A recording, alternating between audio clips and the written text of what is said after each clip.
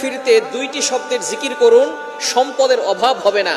আল্লাহ পাক রব্বুল আলামিন আপনাকে সম্পদ দান করবেন, এটা আল্লাহ পাক রব্বুল আলামিন পবিত্র কোরআনুল কারীমের ভিতরে নিজেই বলে দিয়েছেন। সুতরাং আমরা অনেকেই অভাবের ভিতরে আছি, অনেকেই কষ্টের ভিতরে আছি, অনেকেই দুঃখ কষ্টের ভিতরে জর্জরিত, অনেকে ঋণের বোঝা নিয়ে দুশ্চিন্তার ভিতরে আছেন, টেনশনের ভিতরে আছেন। যত ধরনের টেনশন আছে, যারা ফ্রাস্ট্রেটেড পিপল, তাদের জন্য এই দুইটি আমলের কথা বলবো। আমি নিজে করে উপকার পেয়েছি, যাদেরকে এই আমলগুলো বলেছি তারাও অনেকটা উপকার পেয়েছে, এবং নবীজি সাল্লাল্লাহু আলাইহি সাল্লাম নিজেই কথা জানিয়ে দিয়েছেন উপকারের কথা। আল্লাহ পাক রব্বুল আলামিন নিজে বলে দিয়েছেন।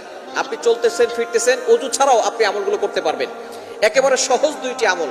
নাম্বার 1, এক নাম্বার আমল হচ্ছে ইস্তেগফার। আস্তাগফিরুল্লাহ, আস্তাগফিরুল্লাহ, আস্তাগফিরুল্লাহ। এই শব্দ কি অনেক কঠিন। আস্তাগফিরুল্লাহ পারে না এটা কিন্তু কোনো মুসলমান নাই যারা আস্তাগফিরুল্লাহ পড়তে পারে না। সবাই আমরা আস্তাগফিরুল্লাহ পড়তে পারি। এর উপকার কি কি আল্লাহ পাক রব্বুল আলামিন নিজে বলছেন। কোরআন খুলেন 29 নম্বর